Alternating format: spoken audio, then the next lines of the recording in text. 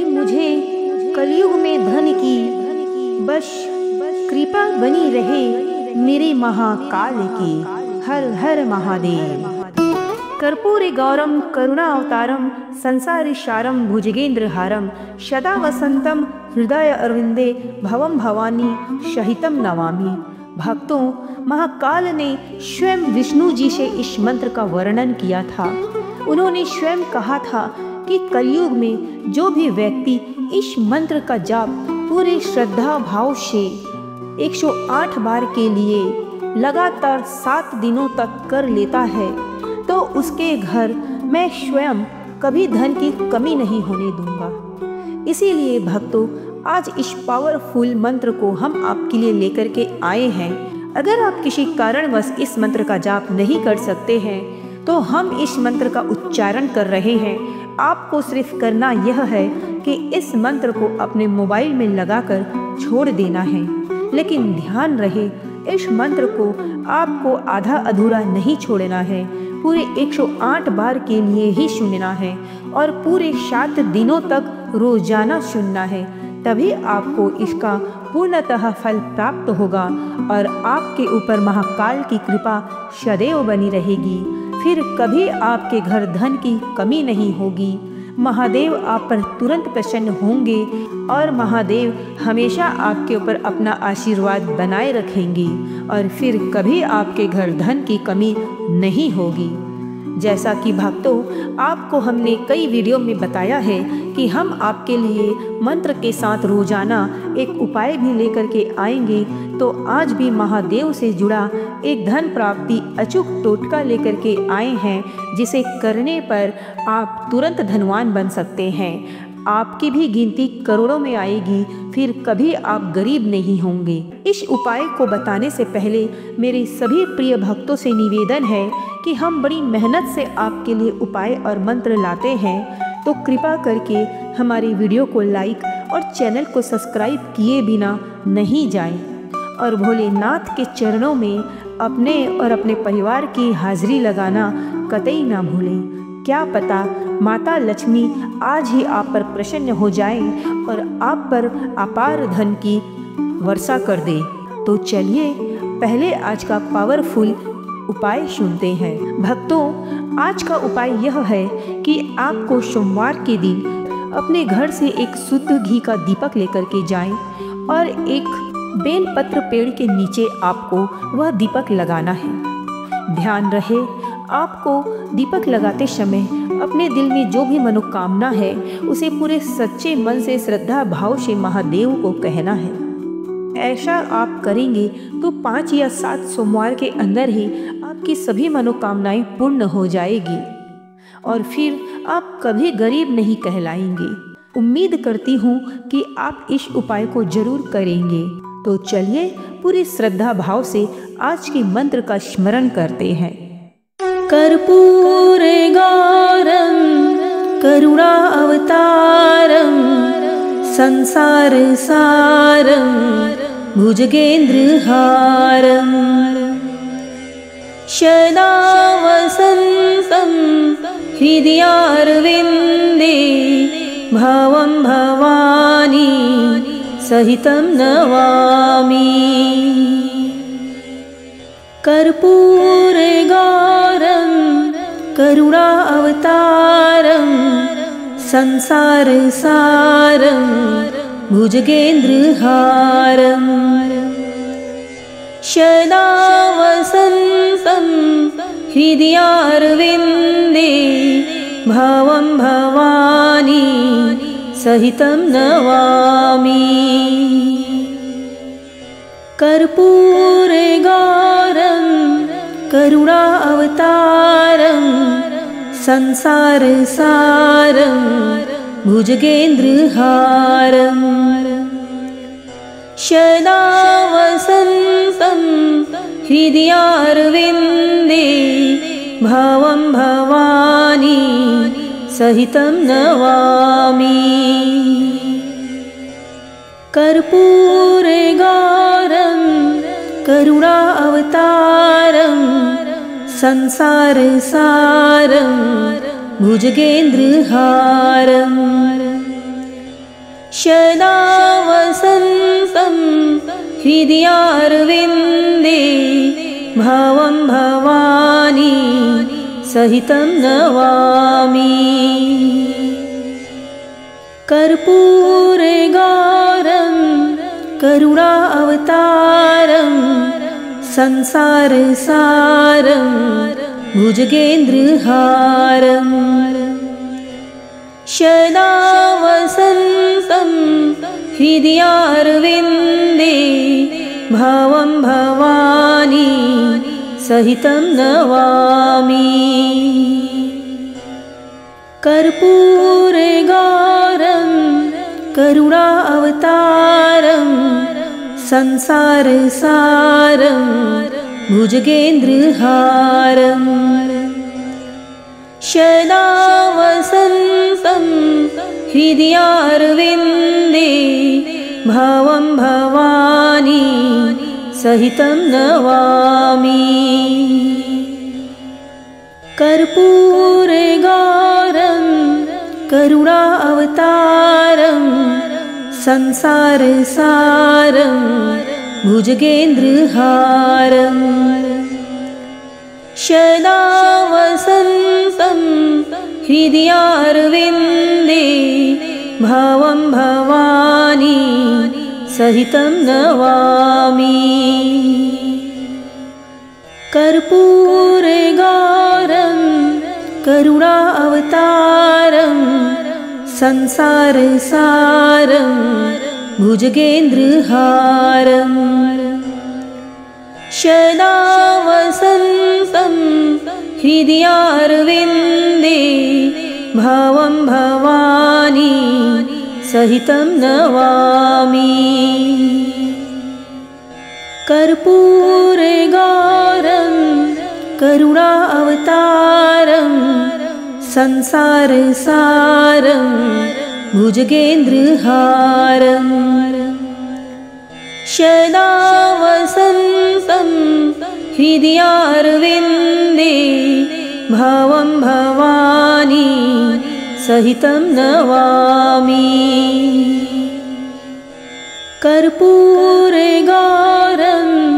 करुणावतारं संसारसारं भुजगेन्द्रहारं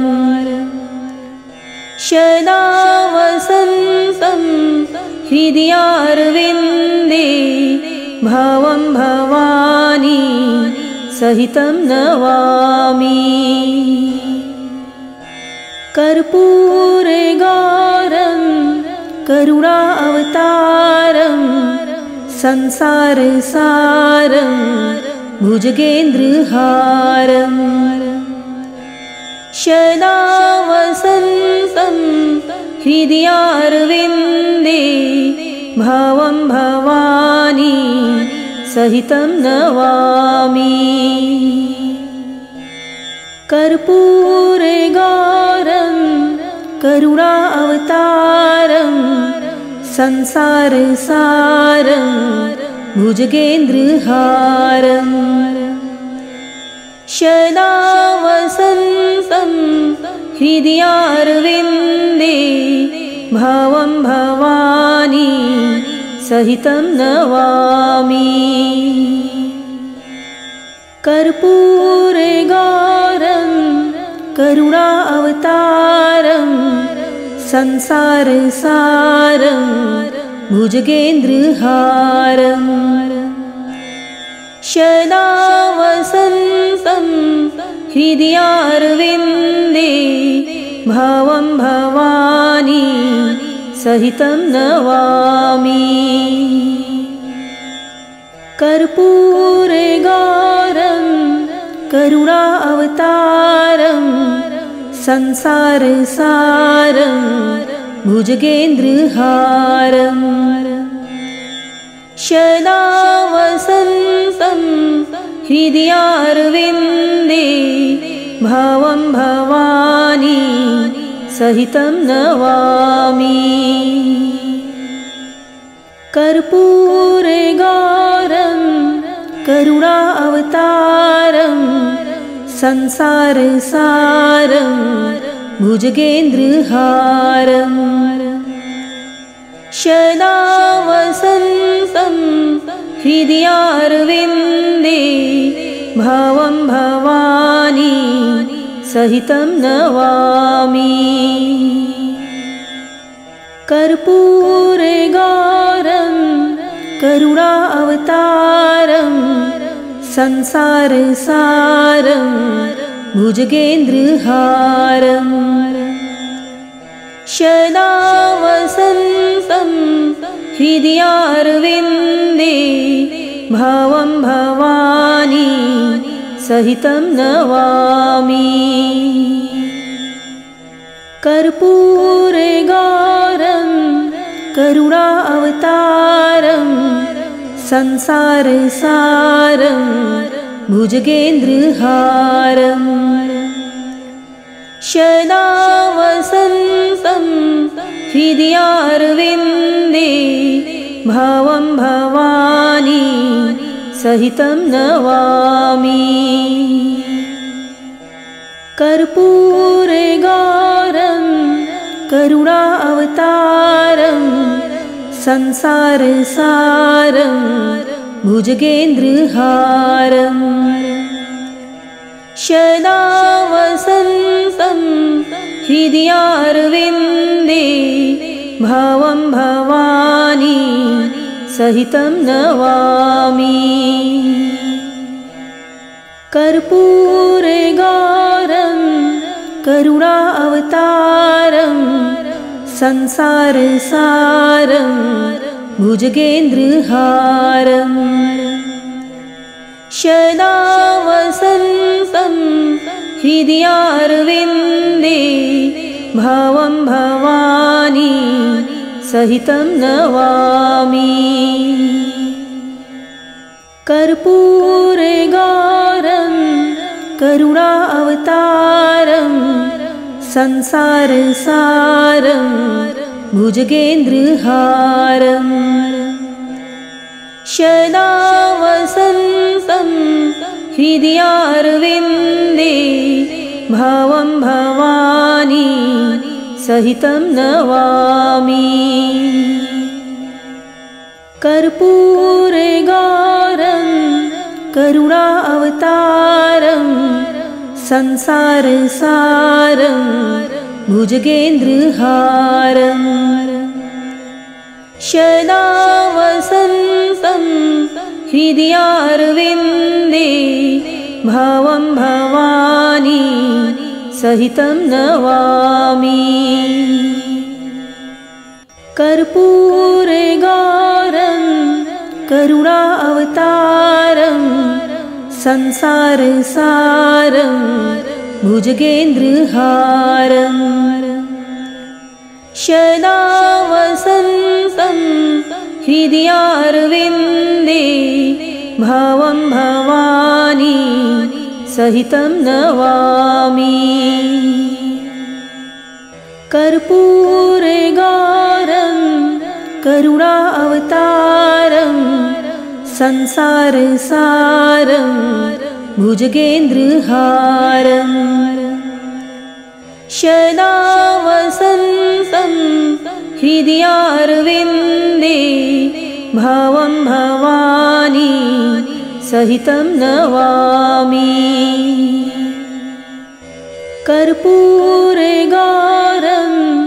करुणावतारं संसारसारं भुजगेन्द्रहारं सदा वसन्तं हृदयारविन्दे भवं भवानी सहितं नमामि। कर्पूरगारं करुणावतारं संसारसारं भुजगेन्द्रहारं सदा वसन्तं हृदयारविन्दे भवं भवानी सहितं नमामि। कर्पूरगारं करुणावतारं संसारसारं भुजगेन्द्रहारं सदा वसन्तं हृदयारविन्दे भवं भवानी सहितं नमामि। कर्पूरगारं करुणावतारं संसारसारं भुजगेन्द्रहारं सदा वसन्तं हृदयारविन्दे भवं भवानी सहितं नमामि। कर्पूरगारं करुणावतारं संसारसारं भुजगेन्द्रहारं सदा वसन्तं हृदयारविन्दे भवं भवानी सहितं नमामि। कर्पूरगारं करुणावतारं संसारसारं भुजगेन्द्रहारं सदा वसन्तं हृदयारविन्दे भवं भवानी सहितं नमामि। कर्पूरगारं करुणावतारं संसारसारं भुजगेन्द्रहारं सदा वसन्तं हृदयारविन्दे भवं भवानी सहितं नमामि। कर्पूरगारं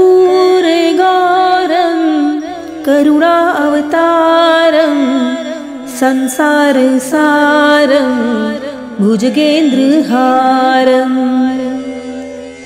सदा वसन्तं हृदयारविन्दे भवं भवानी सहितं नमामि।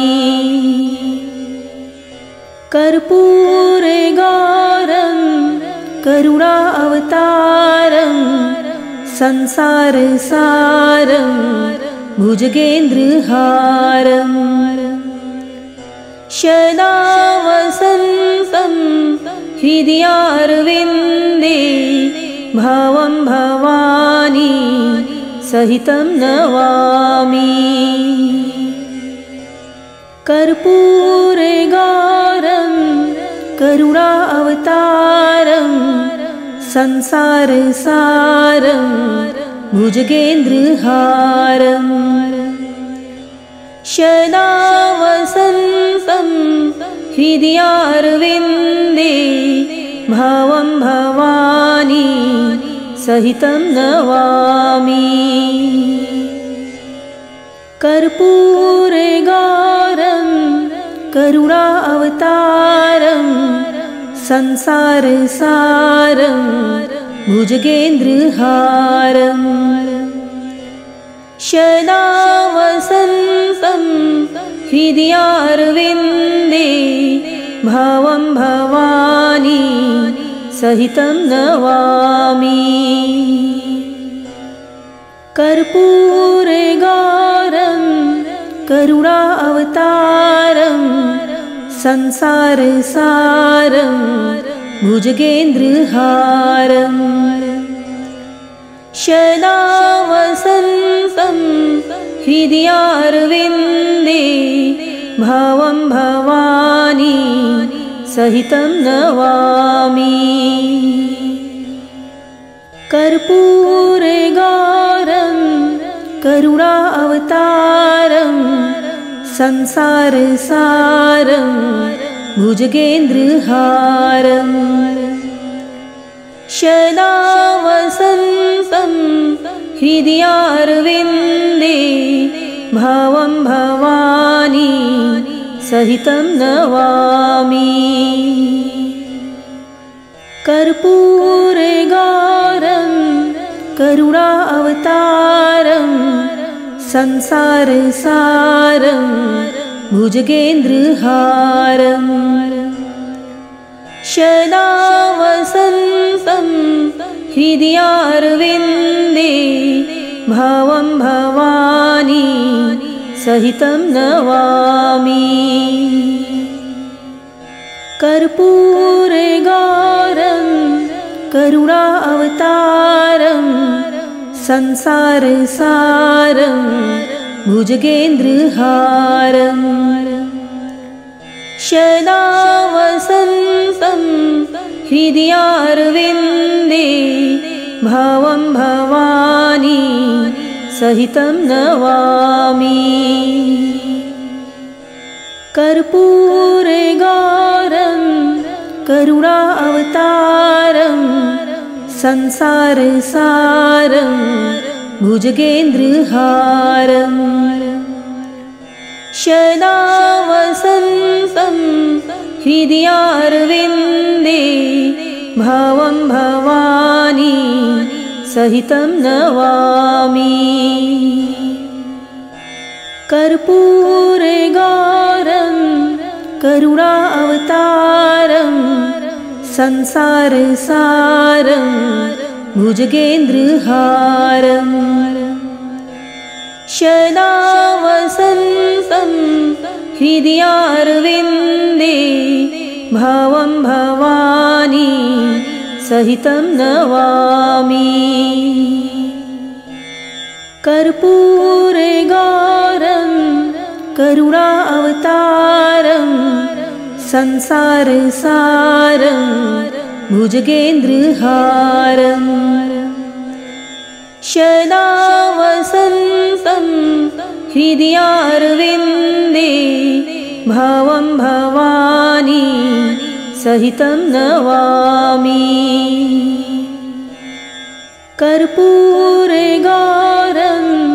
करुणा अवतारं संसारसारं भुजगेन्द्रहारं